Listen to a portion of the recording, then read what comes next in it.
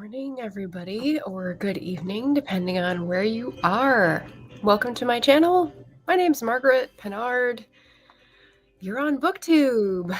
I am a historical fiction and fantasy author and an eclectic reader. And today, my friends, I have dragged myself here. I didn't have a live stream on Sunday, but today is Tuesday, and we're doing another Triple Tag Tuesday. I've sort of committed to doing triple tags once a month to try to catch up because I have a lot that have been sitting there, and I figure clean sweep, new energy, it's going to help me on my channel. So I am doing the Soggy Expat Book Nerd book tag, which is quite old. Everyone's already done it. It was hard finding people who didn't have it on their channel yet.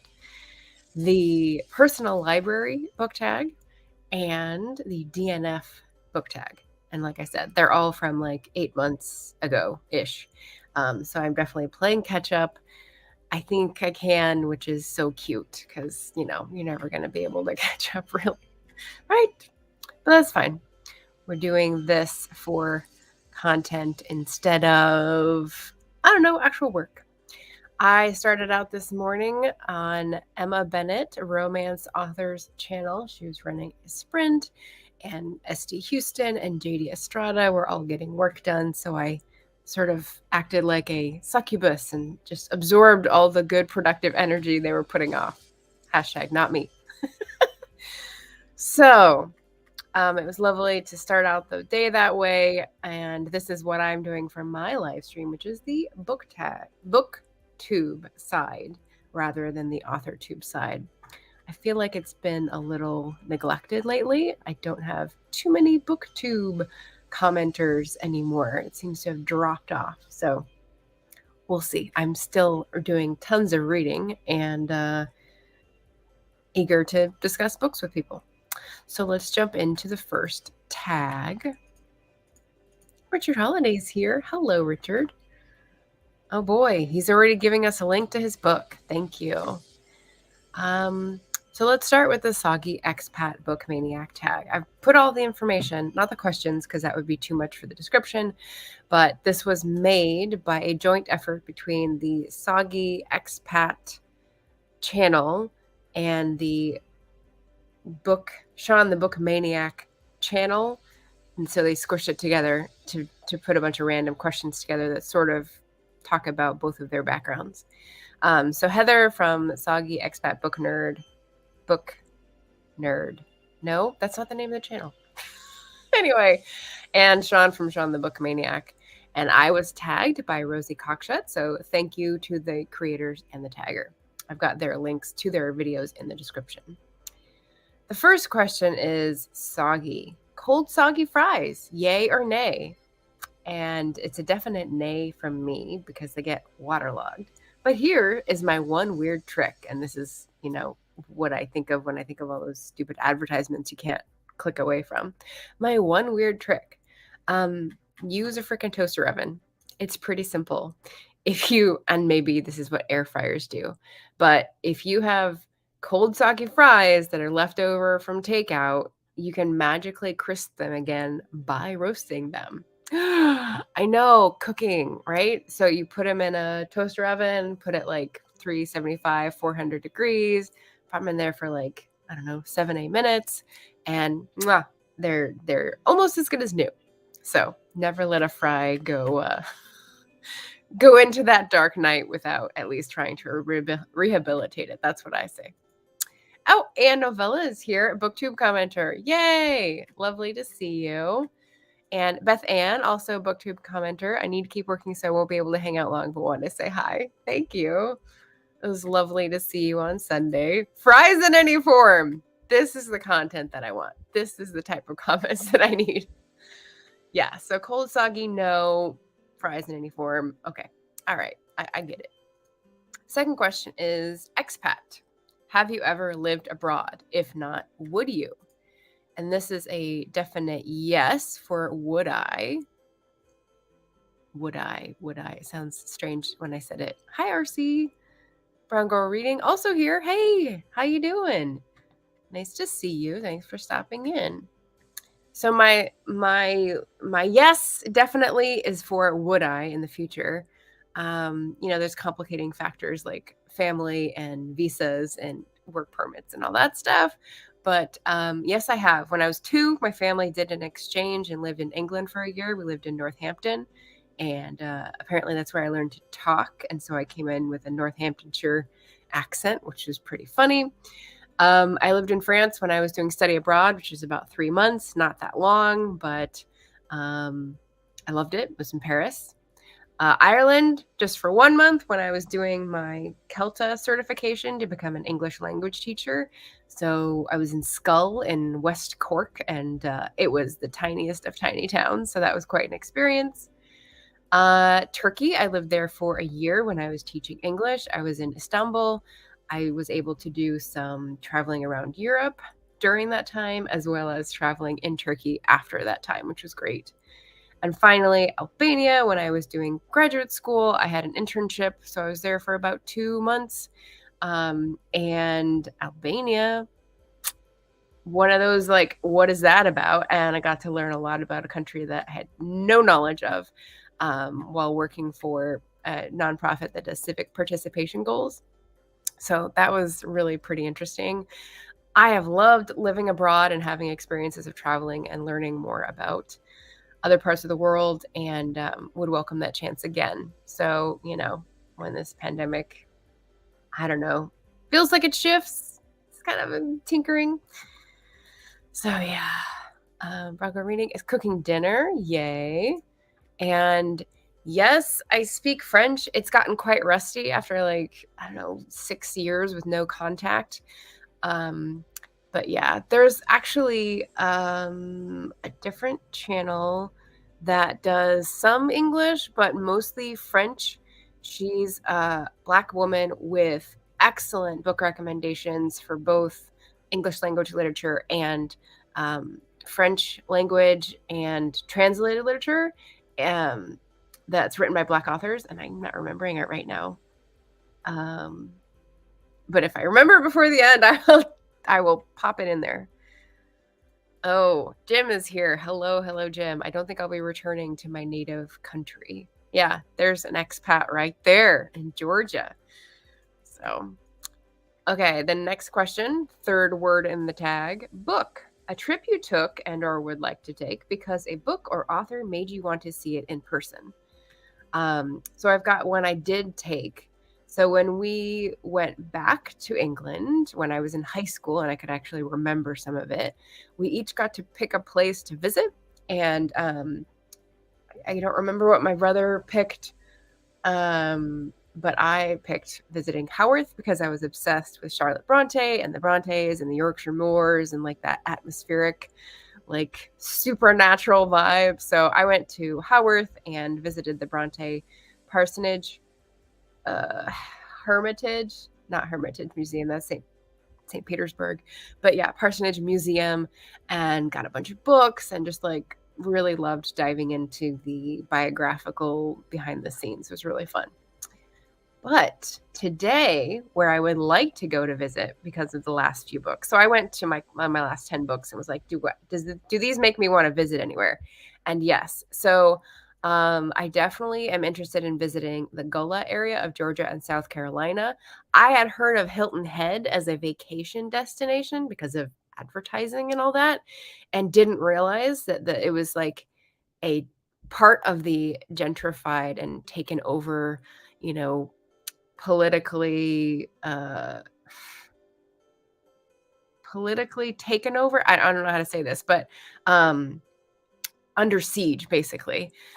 Area of the country where it's low country, and originally when there were people coming from West Africa who were either enslaved or coming otherwise, because they're not all enslaved people, and they settled in that area, they were prized workers for knowing how to work indigo and rice, because those are swampy, marshy products. And so that's what was needed in the world economy at that time. And so that is what the first big export crop crop was of that area. And so there's a lot of mixed history and unknown history there. So that seems really interesting. The book that keyed me into this was Wandering in Strange Lands by Morgan Jerkins. It was my first read of the year, 5-star. Go back and watch my wrap up if you're curious. And then I've also got Gorée Island on my interested list. I've never visited Africa, any countries, but this was because of 2 books that I read. One was Clint Smith's book, How the Word is Passed, which is again examining America's engagement with its examining its past relationship and present relationship with its history of slavery, basically. And it was so good. So in one of the places he visits that is engaging with that past was a castle, so-called, which is a museum experience of one of the many places where West Africans were sequestered before they were taken across the Atlantic in slave ships. And he goes more into like, do we need to know the exact statistics for the truth to be real discussion, which is maybe a sociology discussion I'm not as familiar with. But I really appreciated his walking around the island, talking to the tour guide, absorbing the atmosphere, explaining what that experience must have been like, explaining the person who was the caretaker and what his relationship was to that place. And like, it was really cool. This also came up in a fiction book that I recently read, which was by Omolola Ijeoma Ogunyemi. And she wrote the book Jollof Rice and Other Revolutions. It's a novel in interlocking stories, and that was fantastic. I just reviewed that in last week's wrap-up. And she also has a fictionalized version of probably her earlier childhood visit to a similar type place. And hers was, I think, not in Senegal near Dakar off the coast, but in Ghana, but a similar type setup, another place where there's a museum and people go to see, like the Door of No Return is kind of a similar concept where you look out and you see the ocean, and then you can imagine like this is where a lot of people were stolen away from their families and their traditions and never got to come back to their homeland and reflect on that. And she does it through the eyes of a young girl character who, I don't want to spoil it, but actually has a very interesting encounter. There we go. That's all I'll say. It was a really, really interesting scene. And that character has different parts in her life that are examined. So highly recommend Jollof Rice and Other Revolutions for sure. So 2 books, fiction and nonfiction, same place. So that was really cool. And then the final place, since I love planning and dreaming about travel, is Galveston Island, which I had not known about. So from Clint Smith's book, How the Word is Passed, Galveston Island is an island off the coast of Texas. I'm not very familiar with Texas. I know it's very big. I've been to a couple places, Houston. What's the place that begins with C that's 2 hours up north of Houston where my family lives? It's not Crawford. Something like that. Anyway, Texas. But this is a place I have not visited. It's closer to Louisiana. It's one of the places where they have Ashton Villa, which is a historic house. I think it was built in 1859. That's part of the title. Google Maps tells me it's an event venue now, which must be how they managed to like pay for its upkeep.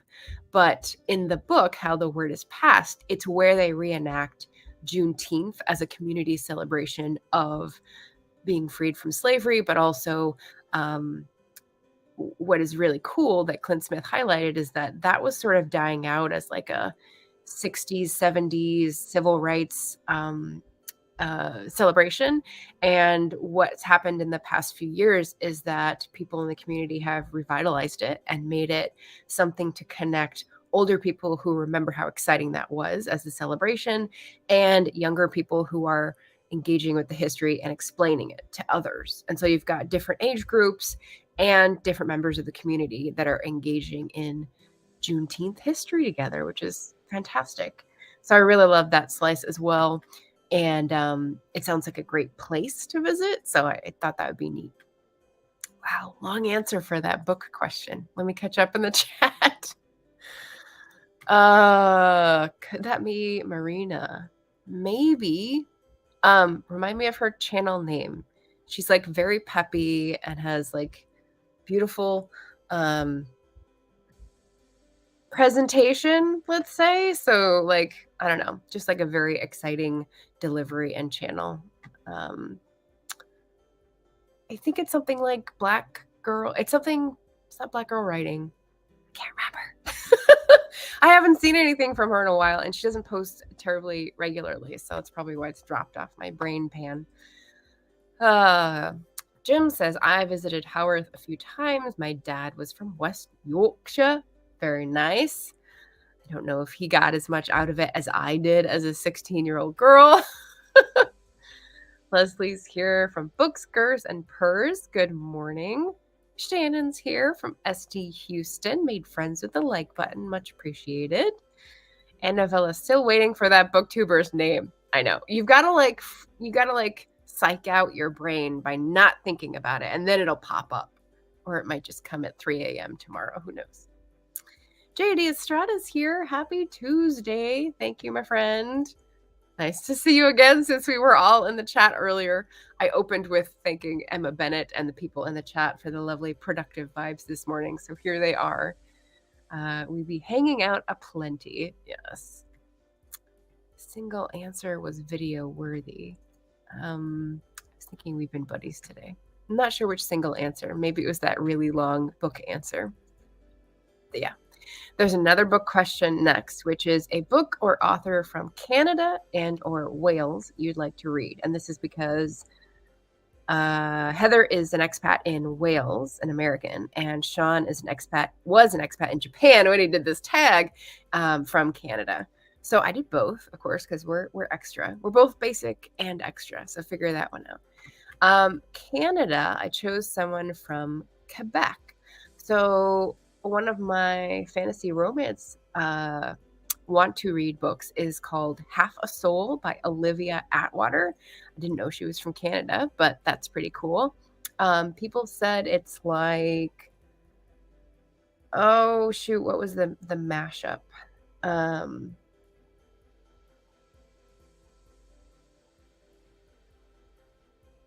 It was a typical thing for me. It was like Bridgerton with the spies or Jane Austen with murder mystery. I can't remember what the mashup was, but it caught my eye and it's been on my list for a while. So it's a green cover with a pair of scissors. If anyone has seen that, Half a Soul. So the fantasy part is obviously that it's something about a girl has half her soul taken away from a fae curse, and so she has to go like find it, get it back. So there's adventure and magic, but probably some romance in there. I think it might be LGBTQ as well. So Half a Soul, Olivia Atwater. And the one I picked for Wales is actually our very own Emma Bennett. So I looked this up and I got the link, which is in the description. Let me grab it and put it in the chat. Here we go. It's only available through Amazon at the moment, so I had to make a separate thing. Emma Bennett, Her Perfect Hero.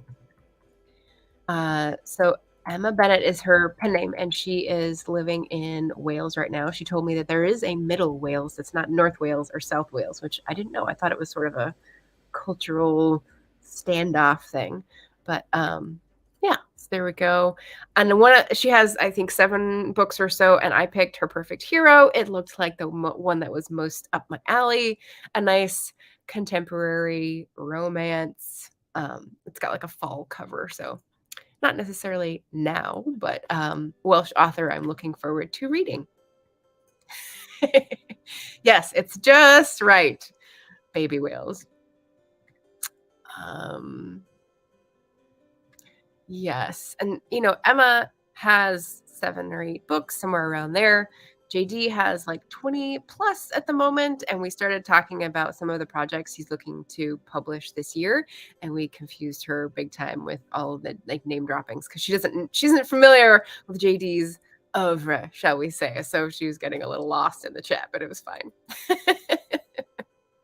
Yeah, she's very sweet. Oh, and Jim's degree, yes, he's reminding us, is from the University of Wales, from Aber, as they say, Aberystwyth.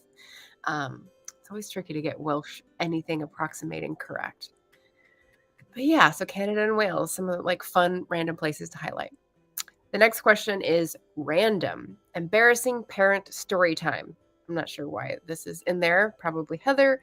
A time your parent or guardian embarrassed you to your core and you're still recovering, or a time you were that parent. And I don't really have either of these. I don't remember ever embarrassing my parents.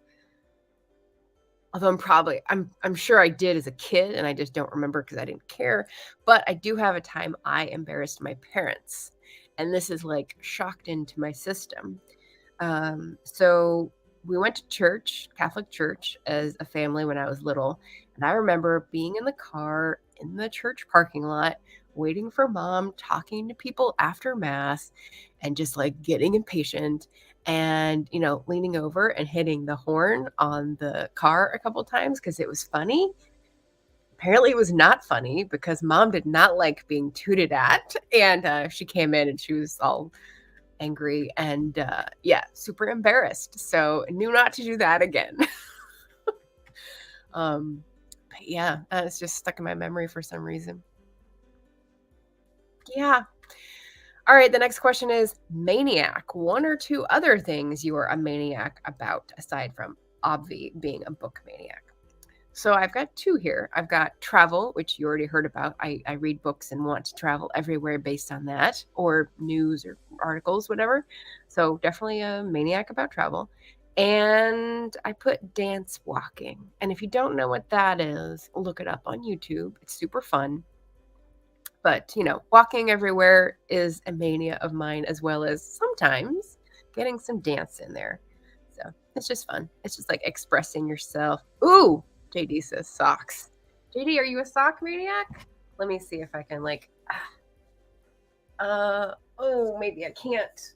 It's my cuddle up and read bookshop Libro. No, these are Libro socks. Put them on today because they match my color outfit, but also they're reading socks. So it's not Sockatumi Thursday, but JD knows those, so he's definitely a certified sock maniac.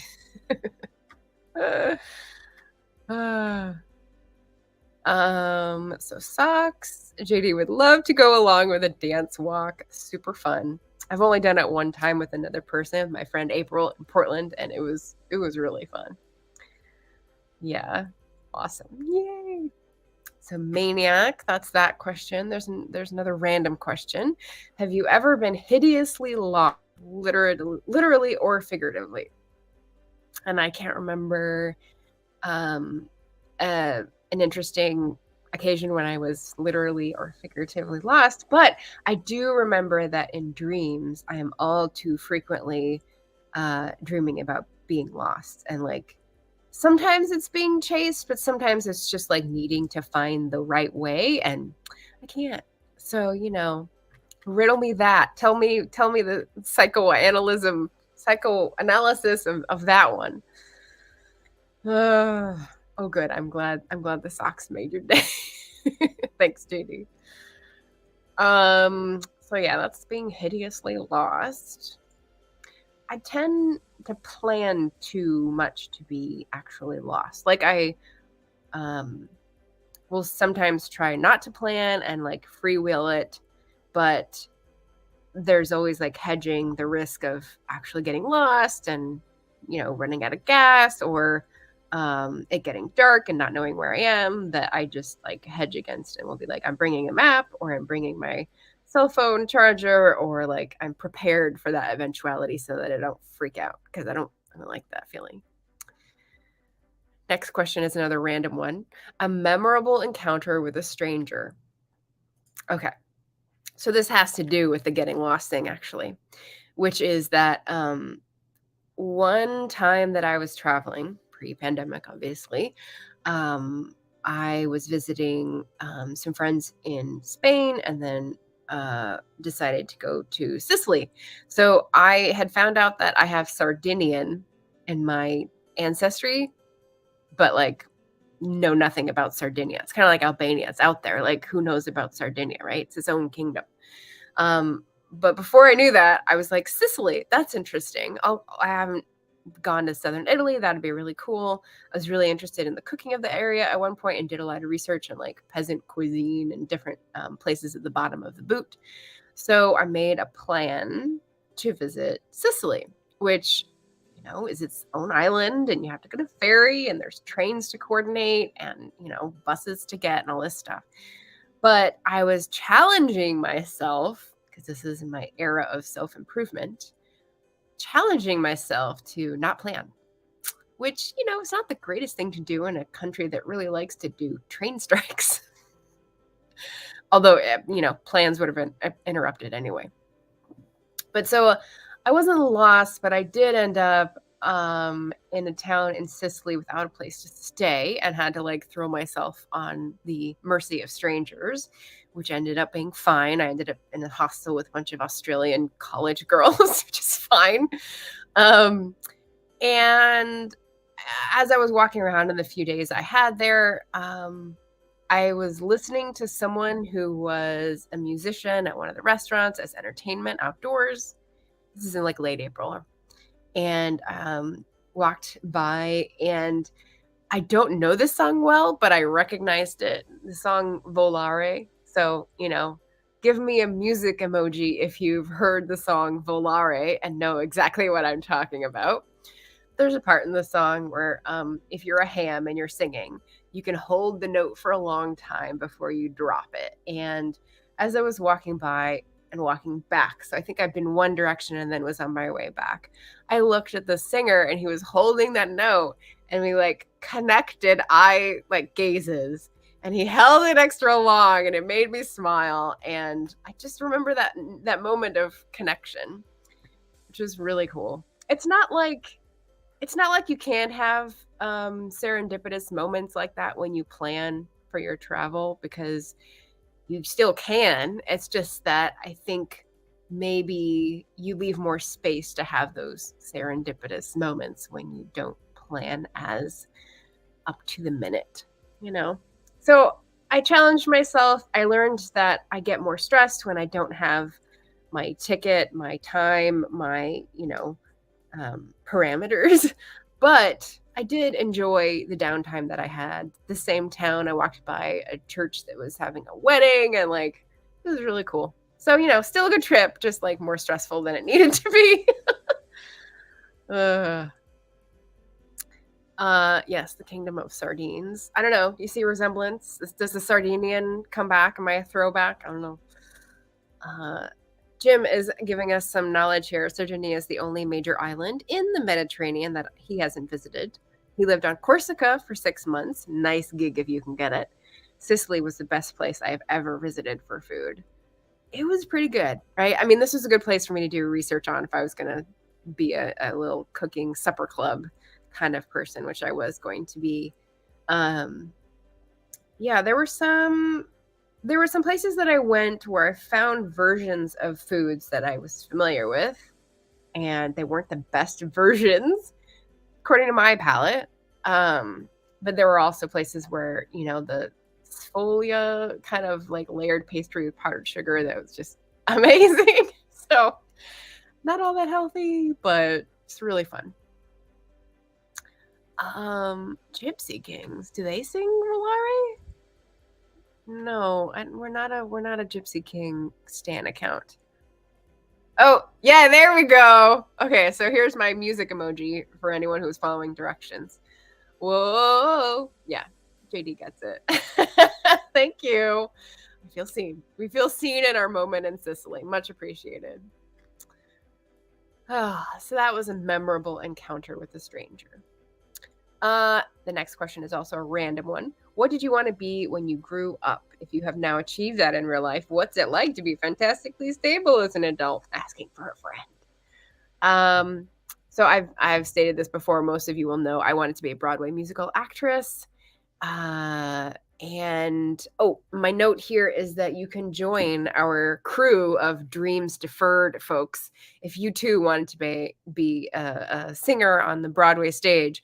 Second Saturday of the month, we do Author Tubers host karaoke, and anyone is welcome. We're just the hosts, as Barrett, Lori, and I are Author Tubers, although Barrett's sort of separating himself from the Author Tube community, but we still love to sing and be hams. So March 11th, we'll be doing it on Barrett's channel. So if you want to put that on your calendar and join us, feel free. We're welcoming all the childhood dreamers who never got to go trod the boards. Next question is also random. Are you a people watcher? Do you have good peripheral hearing? Share an anecdote or 3. And so, yes, I am a people watcher. No, I do not have good peripheral hearing. But what happens is, because I'm so much of a walker, I have a lot of straying through other people's conversations type of picking up conversations like that. And I don't often remember them because they're just funny in the moment. And then again, they fall off the brain pan. But I did write one down as a Facebook status like 5 years ago or more, and it's come up every year that I notice it, which is funny. So it's been preserved on Facebook forever. And the quote that I walked through on Burnside, walking east on Burnside, was, "Oh, it's a fantasy, like where people have jobs and stuff." They're talking about a book or a TV show or something, but I just thought that was really funny. Because it's Portland, the place young people go to retire, according to Portlandia. So I just thought that was super funny. Oh, damn, this is a good tag. Feel free to try it out. JD, it is super like random, but also fun. Anita's here back from a car checkup to catch some of the live. Thank you, Anita. Okay, Jim's pitching in to say that the Gypsy Kings have a version of this, but they're not my favorite band. So I'm going to stick with the Dean Martin version. Thank you very much. And Shannon says, I'm a bad introvert. I tend to block out people around me. I don't know. Isn't that a good introvert? That's like an introvert superpower. I'd say that's a good thing. So I'm going to pause this and say, who am I tagging for the Soggy Expat Book Nerd tag? JD, feel free to join in.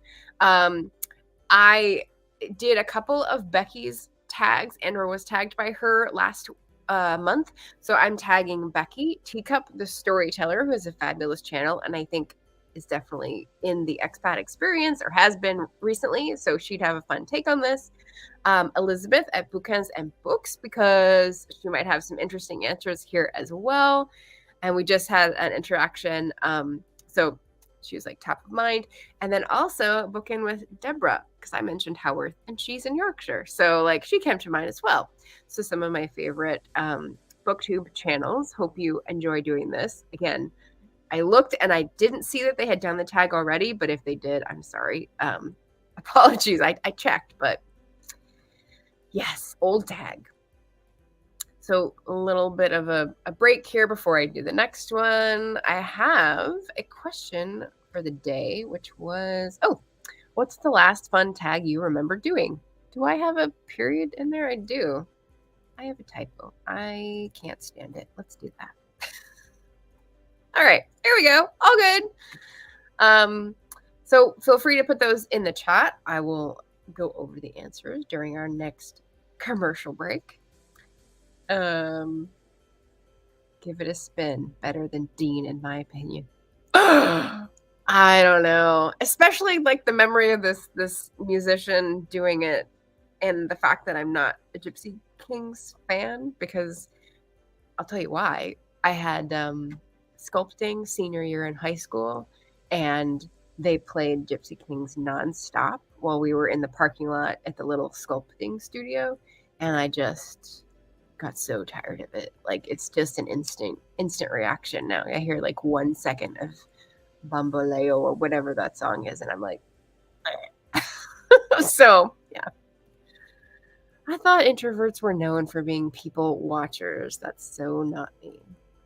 I think that's incidental. I think it's the observation quality that is more associated with being an introvert, because it's the lack of engagement. They don't want to engage. They want to be safe in the back observing. Yeah. Will I finally do another tag? Mystery. Yeah. I got kinged out. Sure. Yeah. So yeah, but tell me your last fun tag. Drop that in the chat. I'll keep that scroller up so people can drop it in, and I'll star it as I get answers.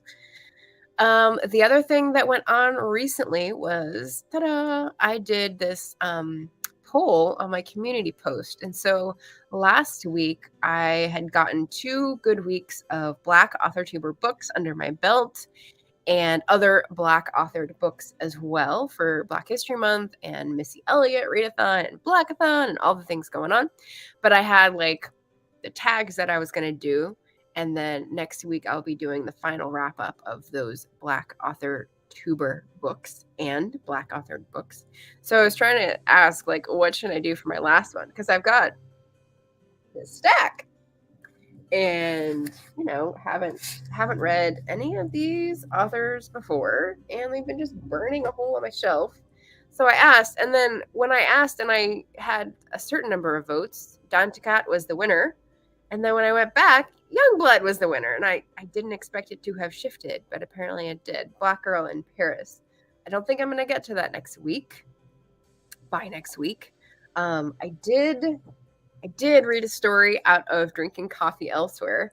Desiree opted for this one because it's got coffee on the cover. The first story is about brownies.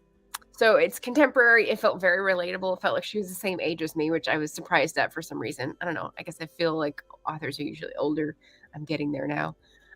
It was about a brownie troupe and like a clash of goddesses, we might say. At summer camp and the unintended consequences. The ending is a little like head scratching, but I liked it. I like her narrative style. So maybe I'll read another one. But for the Missy Elliott readathon run by Shay and others, it just said to read a short work. So I was going to just read a short story, but now I may have to read more than one because ZZ Packer, like, bringing it, really liking it.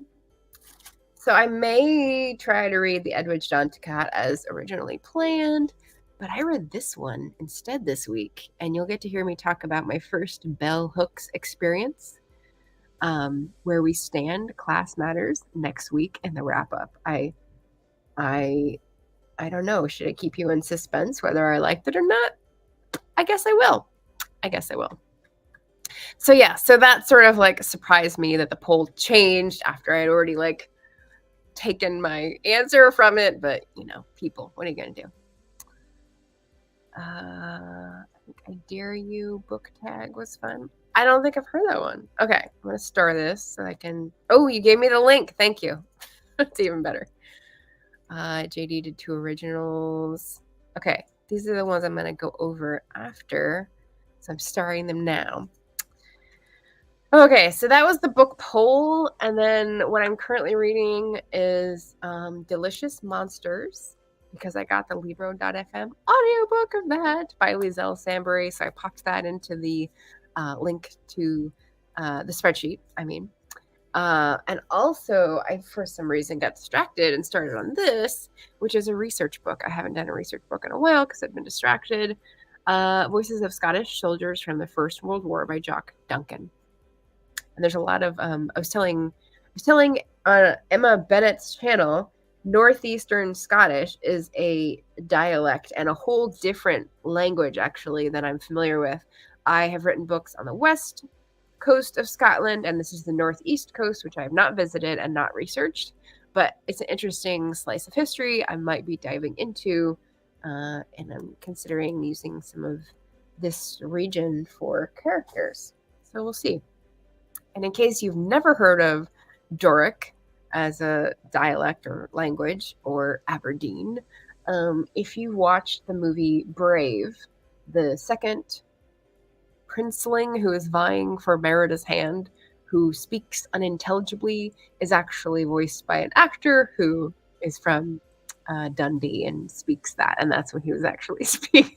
So there's your fun tidbit for the Scottish dialect. Ooh. JD's got a random question. Are people who love audiobooks considered bookworms? Been pending to do a ranty vid just for poops and laughter. I think that's shits and giggles in another translation. I mean, when I think of a bookworm, I think of people reading physical books, but you're still digesting / consuming the literary content. I think it just needs a different word. Maybe we use a different animal for people who like listening, like owls or something. I don't know. That could be fun. Okay.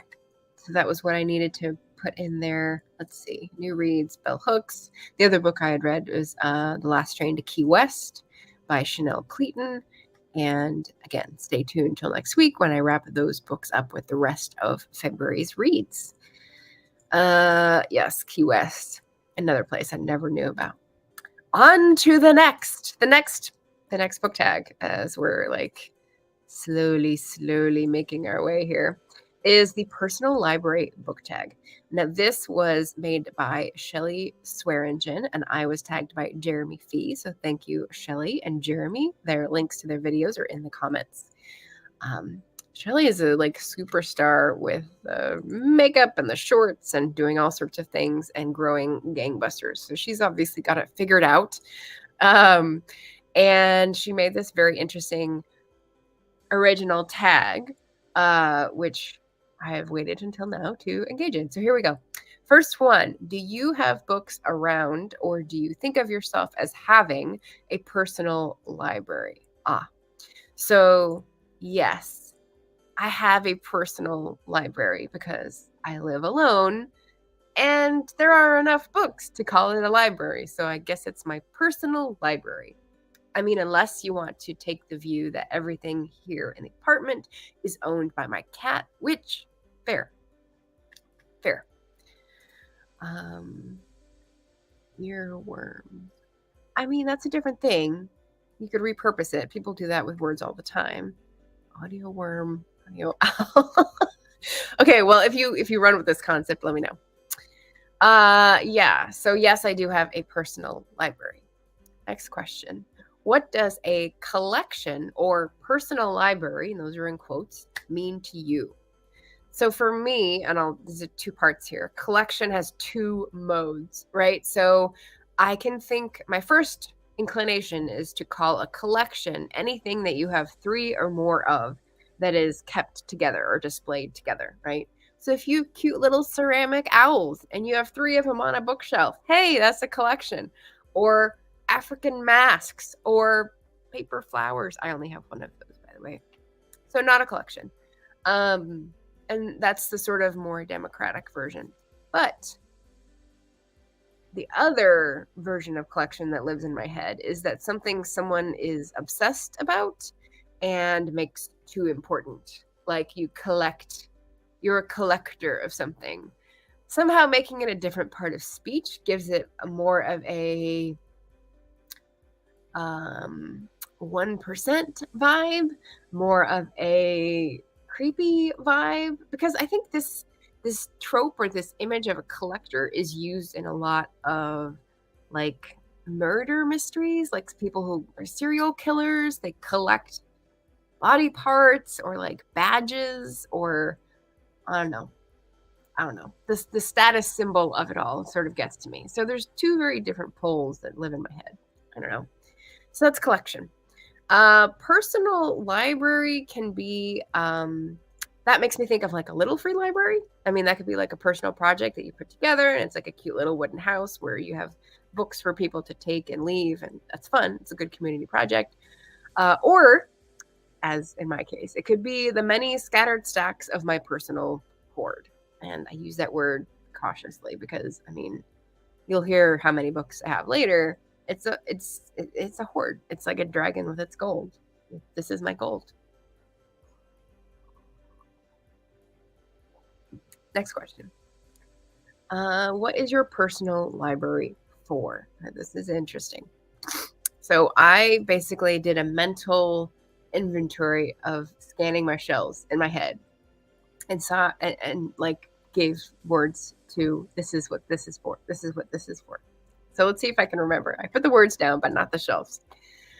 Education. This is a lot of nonfiction and other people's lived experiences. Remembrance.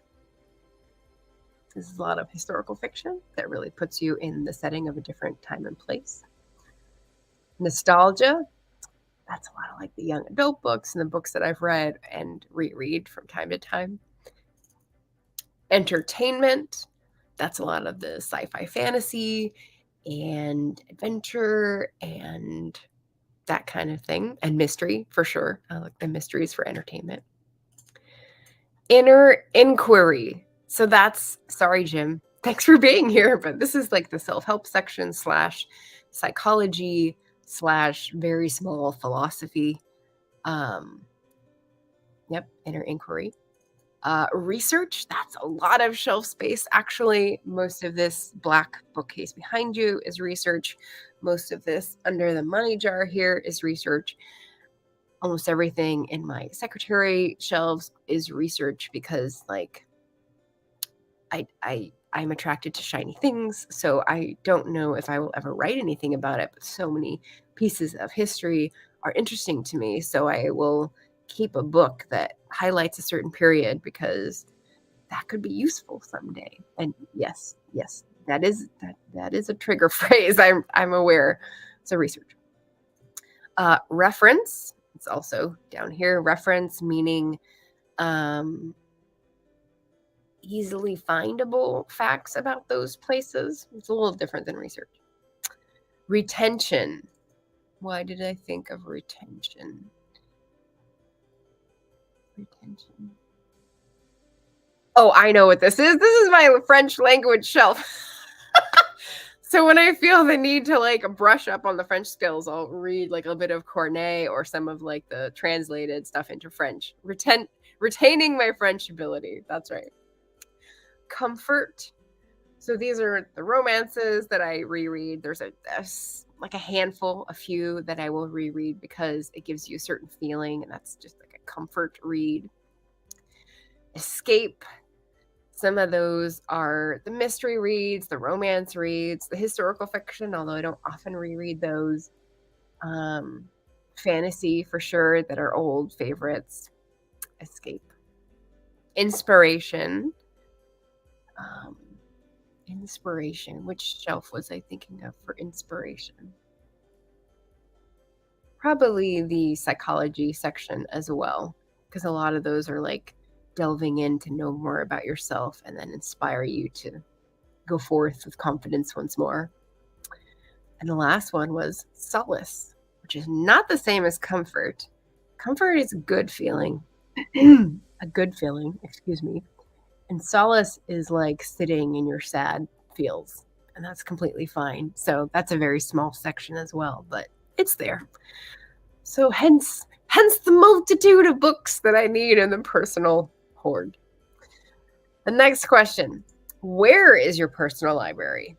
And I am glad to say that I have no storage areas with books because they get destroyed pretty quickly in the Pacific Northwest. Oh, Shannon's out. Taking therapy. Bye, Shannon. Thanks for coming. Audio bibliophile. Audio biblio. I mean, we could work with that. I think I like that. Property of being. Yeah, pretty much. I guess it's there right here. So no storage unit. Never paid for extra space, so that's good. I mean, it's a very low bar, but hey, we'll claim it. My personal library is in 7-ish shrines around my 1-bedroom apartment. So, I was just watching Tattooed Bibliophile calling herself out on TikTok for loving to build shelves and loving to fill them and being in someone else's space and going, that's such a great place for a bookshelf. And that would be a great place for a bookshelf. And that's fine with me. I put bookshelves as many places as I can. It's in the corner, it's at the desk, it's on the kitchen island, it's in the hallway, they're all good to me. So that's where my library is. Next question is contained in a single room or spread out all about the house. Obviously spread all about the apartment. How many books make up your personal library?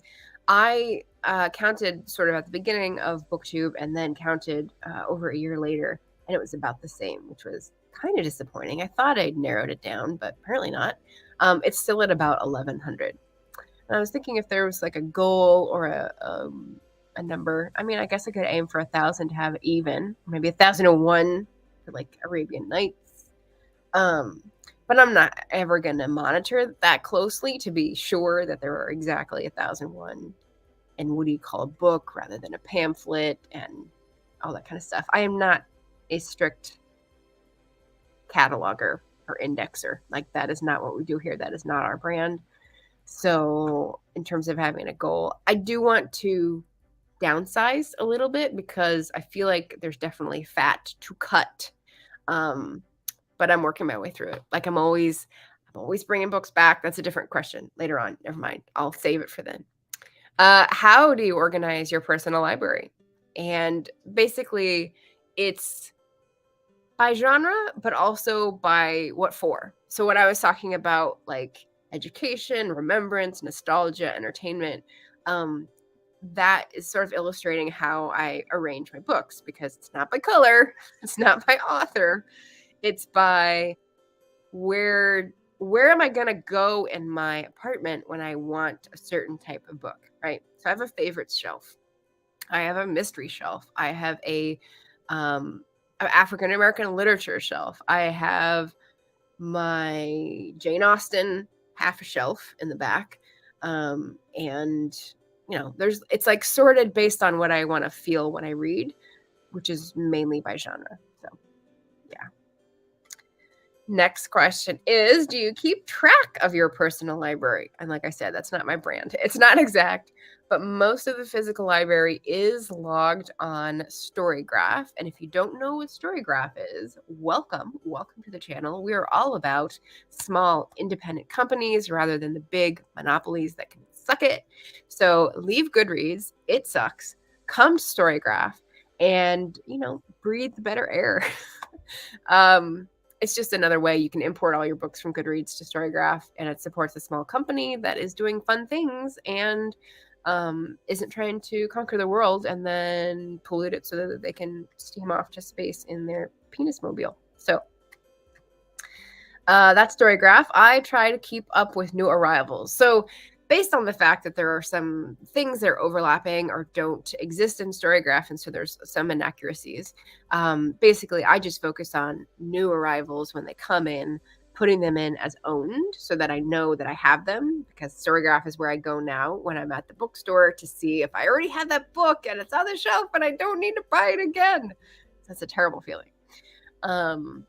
And so when I come in, I log it, and sometimes I'll put a tag on it.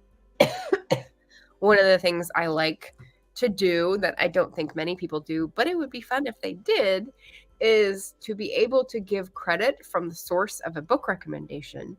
I put a tag on the book in Storygraph where I got the recommendation. So Jim is in there, Shannon is in there, JD is in there. I'm pretty sure JD doesn't do too many book recs. So maybe not, but definitely when I hear about a book on a Booktube channel, I will put that channel's name or whatever version of that channel's name I will remember into a tag and then remember. So that's helpful because, external brain greater than actual brain sometimes. All right. That's a lot. I mean, count yours. I'd be curious to know. JD's off to lunch. Keep having fun. Thank you so much for coming by and giving a likey like. Very nice. Oh, we have someone new. I make my own products. Welcome. The 2019 Kindles. I am not about purchasing Kindles. Use an app on your computer. That is the cheapest way to go that doesn't support the big monopolies. That's my advice. Nighty night, Jim. Sleep well. It is coming up on the hour, and I still have a tag to go. As I said, this is going to be the long century of Triple Tag Tuesday. So let's try to finish up here. Where was I? Yes, keeping track of your personal library. I also have books on Libro.fm, so that's like hundreds of books. I tried writing it out on a piece of paper, trying to fit it on a single piece of paper, and it was comical. There's 3 columns, and there's like tiny writing.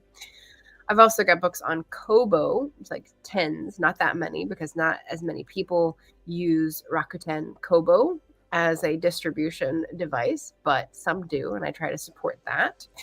And then I've also got books on Kindle where I use the app, as I just said, and there's hundreds there as well. But I am less strict about monitoring those, ? The caveat here is that if you watch my monthly wrap-ups or like my end of the month wrap-ups, I do try to check in with my diversity goal tracker, which is Melissa's just spreadsheet about, did I read an ebook? Did I read an audiobook? Did I read a BIPOC authored book? Did I read a research book?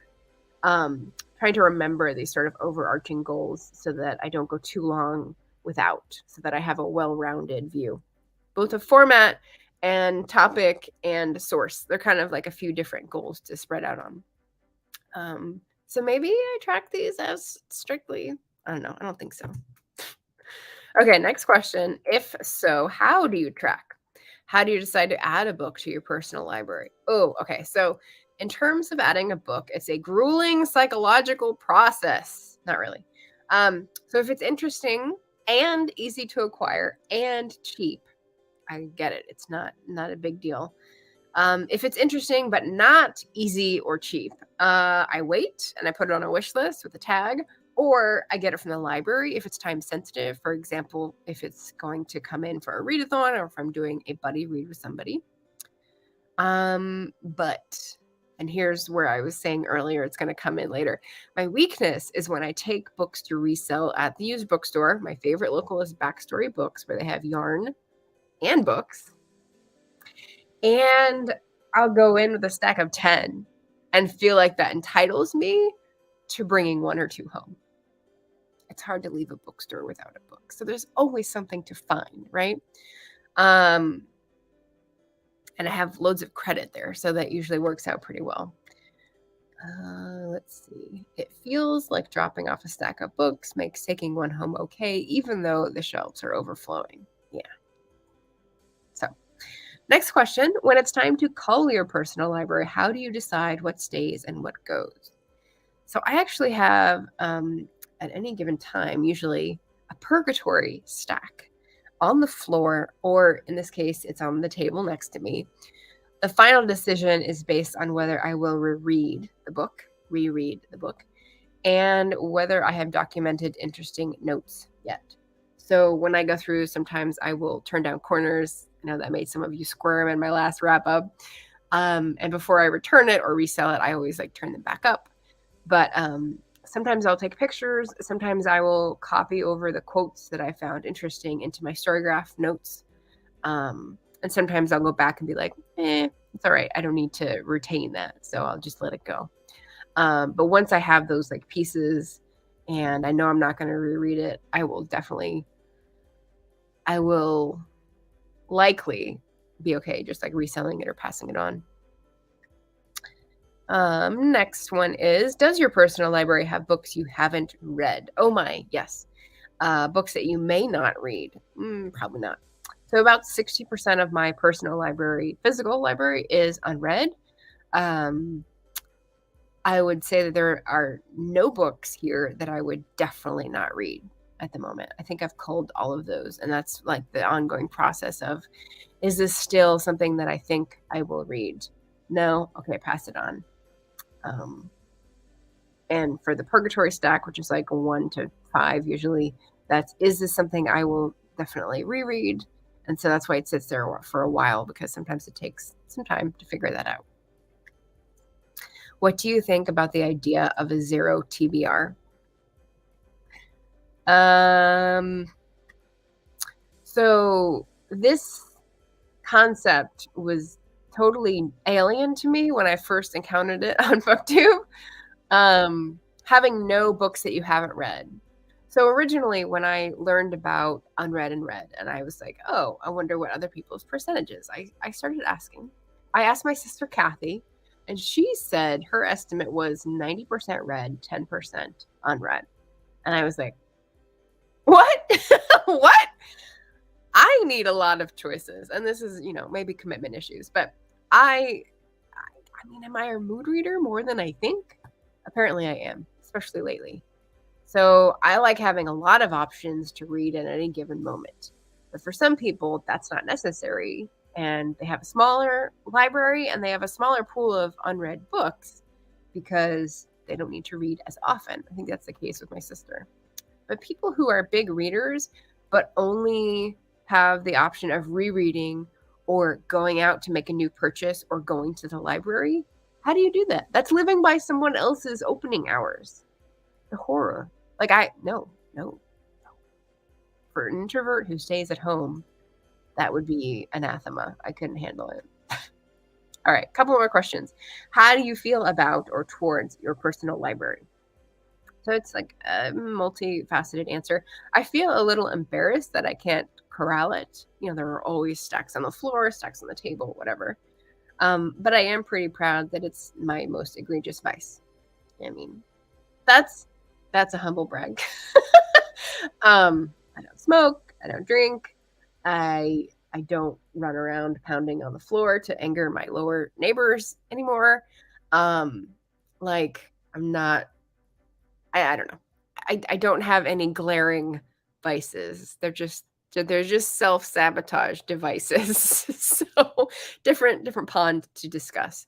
So if this is like the worst way that I comfort myself or, go overboard in something, they're used books. It's a circular economy. I feel like there are worse things I could do, as whatever her name says in Greece. So yeah, that's my humble brag.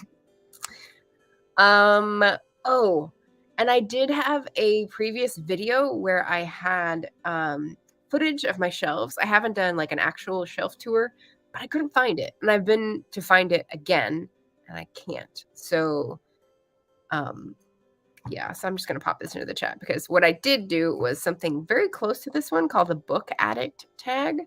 So I just thought I'd share that with you. It's an older video, but still good. So if you're interested, the book addict tag is another one.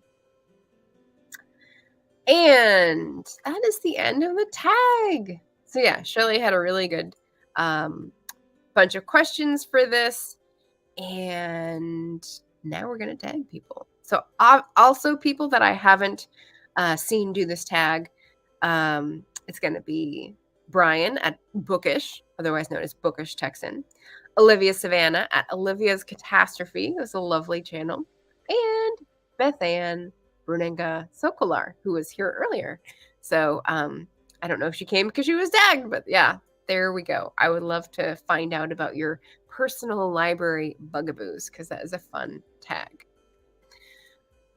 Okay, so answers for a last fun tag since we're going to do a little micro break before we do the DNF tag.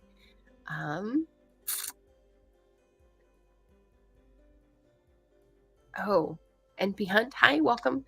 Has a comment here. I stupidly got rid of all my physical books a few years ago when I first got an e-reader. Oh, the pain.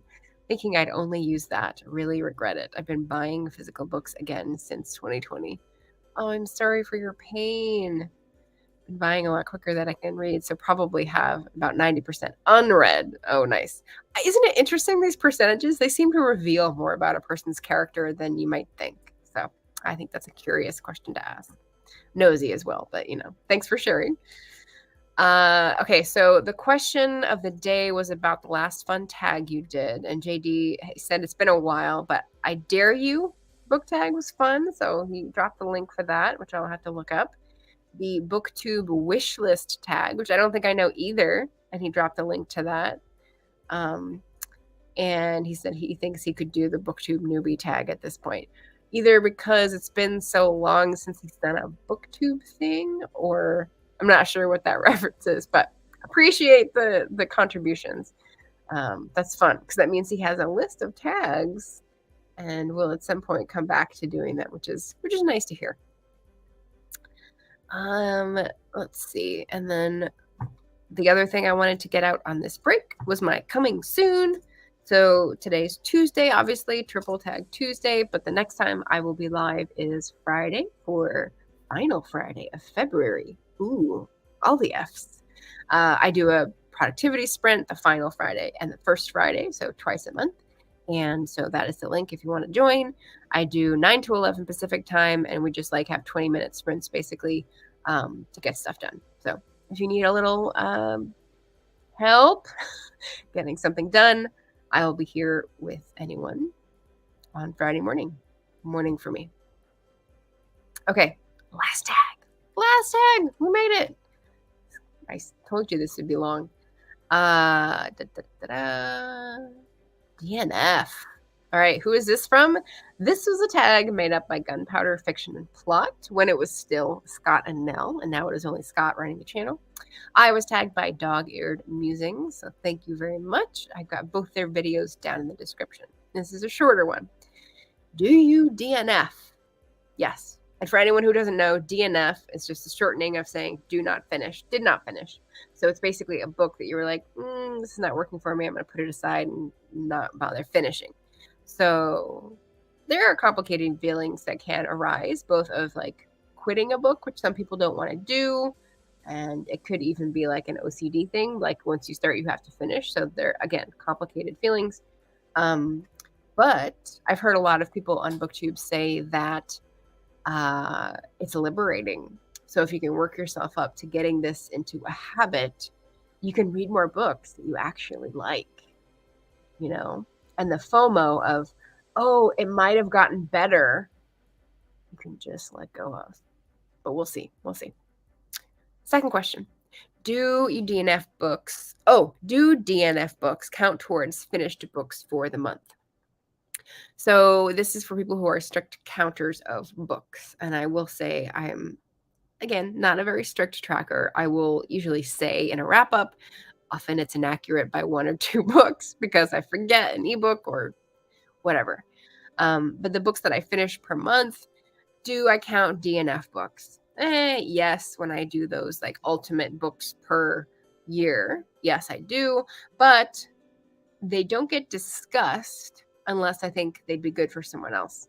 So if it's a book that I started reading, gave a good chance, 50 pages or more, and I did not like it for whatever reason, and I DNF'd it, I will generally not talk about it unless it's a very popular book. And, you know, I'm not going to be shooting it down as a tiny booktuber giving an opinion. Or it would be great for other people. It's just not for me. And so I'll tell you later in the tag a book that I did this with. So I did discuss it. Is there a difference between DNFing and putting the book down for a bit? So yeah, there's no common abbreviation for that. But yes, I do read multiple books at a time. And so at any moment, one may be getting superseded by another for various reasons. There's no slight intended. So a DNF book, there's pretty much a slighting of the book's content, right? Like you don't think it's worth proceeding with. But for putting it down for a bit, when I read 6 books at once, it's kind of like it's enabling me to mood read. So at the moment, I've just started Jocks. I've also got Hild, which I've put down for a bit. It was really good. I just haven't felt like diving into that, 7th century, very peculiar, very particular register of writing. Really interesting, but hasn't pulled me back, So it's just been waiting there for me. I might have to backtrack a little to get into it again. The same with Boundless Heart. That's a sort of Buddhist teachings book that I want to reread, and I'm still not past the first section. A little frustrating, but it's very thorough. So it's part of the Buddhist teaching, I'm sure, to be patient. But yeah, so they just kind of take longer, and some books are just slower paced books, and that's fine. So yes, there's definitely something different between those two to me. Popular books that I have DNF'd. So this is the one that I was just referring to. I talked about The Only Good Indians. It was one of the last books I tried to read in 2022, and I stopped it. I think it was about 120 pages because there was a scene and like a graphic depiction of physical, it's not violence because the body was dead, but like just description of gross things with bodies. So like I couldn't handle that. I didn't need that entering into my consciousness and like filtering through to my dreams, because that's what would probably happen. So it's a horror book mixed with a haunted house book mixed with indigenous lit, and definitely had a lot of people that liked it. I finally screwed myself up to read it, and I was like, oh, it's too much. It's just too much for me, but tons of other people like it. Another book that happened with was Before the Coffee Gets Cold. So I love the premise. It's a time travel cafe where you go back to someplace in your life. You have to stay in the cafe. You're there for as long as it takes for the coffee to get cold, right? Japanese speculative fiction. Sounded really cool. There are only 4 short stories, and I read the first 2, and it was half the book, and I was like, this is so motherfucking slow. Like, why? Okay, I get all the details, I get all the world building and setup and whatever, but I was just like, I cannot.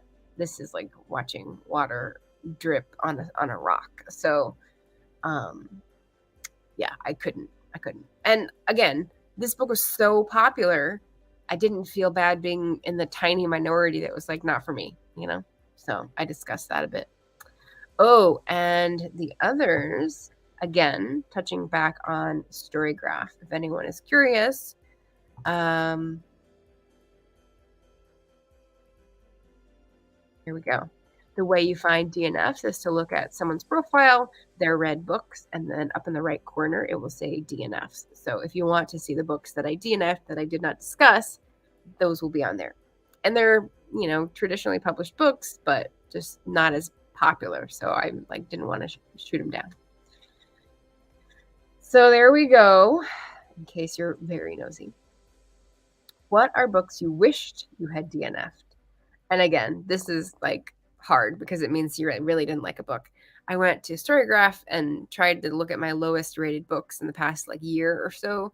It's very hard to find the one because if I finish a book, usually it's 3.0 or above, and it's fine. It's fair enough, right? But the one that stands out is the one that had a cliffhanger that I was not expecting. It was very frustrating. So that's Blackout. I've ranted about it before. The other one that I was like, oh, it didn't really pay off, and I went through 500 plus pages, and that was Sleeper's Castle, and I was really hoping for more. So time travel, romance, supernatural, it had all the good elements, but it just dragged. So yeah. Have you reattempted to read a DNF? Yes. In this case, it was the one that comes to mind is W. Somerset Maugham, and he has diaries, and I thought they would be interesting, especially the early ones, 1890s, 1900s. He's such a well-regarded writer, but his diaries were not interesting. I kept thinking something in there will be good. It'll be a good, tiny little glimpse into a different period of history, but finally threw up my hands and gave it away. Didn't work. I don't know if that would be the case with every DNF trying to attempt to read again, but that was the one that came up to mind. What do you do with DNF'd books? Circular economy advocate here. I will resell them. Someone else might be looking for them. Or, in the case of Bill Bryson, after a Book Olive's roasting of him, I just threw it in the trash. I think that I've done that 3 times in my life. I just threw it in the trash. Didn't feel bad at all. Do you choose more or less risky titles based on your DNF policy?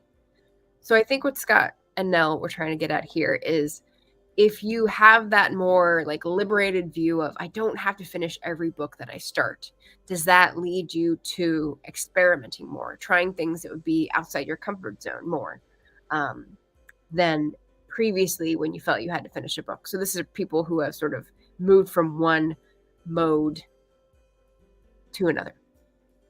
And I don't think I have.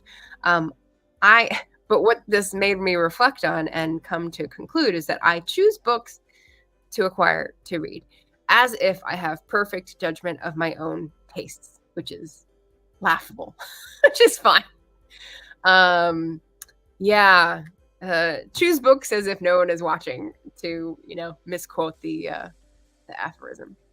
So yeah, I choose books outside my comfort zone. Sometimes the vast majority are probably in my comfort zone, because that's why you read a book, right? To enjoy it. But I have a wide comfort zone. It's nonfiction, it's history, it's politics, it's economics, it's memoir, although there's a lot of memoir that's a no. It's historical fiction, it's historical romance, it's contemporary romance, it's time travel, it's science fiction fantasy. There's not much that's like outside the pale. So, actually, and if Scott and or Nell watch this, there are a lot of books that I feel like are beyond the pale for my comfort zone on Gunpowder Fiction and Plots channel. Sometimes it's because of form and it's too experimental. Sometimes it's because of like graphic or like aggressive style. But I do try them every once in a while. It's just like, 5% of the overall rather than their whole channel, which is kind of intimidating. So yeah.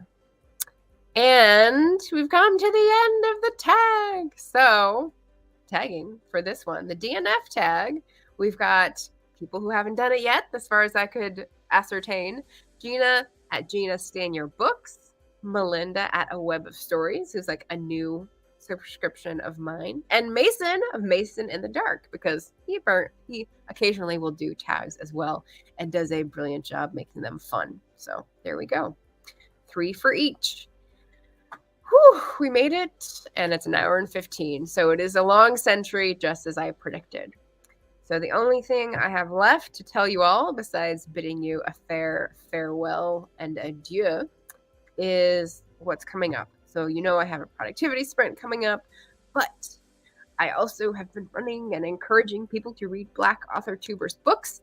And so that will end at the end of February, and we'll be doing a closing of some kind to celebrate the books that we read and basically just talk about recommendations of Black authors that we find fascinating. I've got a whole list that's new from last year, which is great. I hope to hear from my fellow readers of the readathon, of their recommendations, and, maybe just get a few points in there about why it's important to read diverse books. So there we go. I don't have the time yet because I'm trying to get the most people and I haven't collected all of the information, but there we go. There's the link. I'll just pop it up. Next week, we will have some sort of closing live show with the readers from the Black Author Tuber Readathon. It'll be good fun. If you want to know what books we read that we may possibly be highlighting and or featuring on this closing live show, check out the link here, bit.ly 2023 BAT Readathon. So that's all the books that we have highlighted. So yeah, whew. Other than that, we just did Triple Tag Tuesday. Thank you. Thank you for tuning in. And don't forget to diversify that reading list. For anyone who read this in post and sped it up to 2 times, I don't blame you, but thank you as well. Leave a music emoji if you've ever heard and appreciated the song Volare, any version. All right, thanks everybody for tuning in. Leave a comment, like the stream, and I'll see you again soon. Happy reading.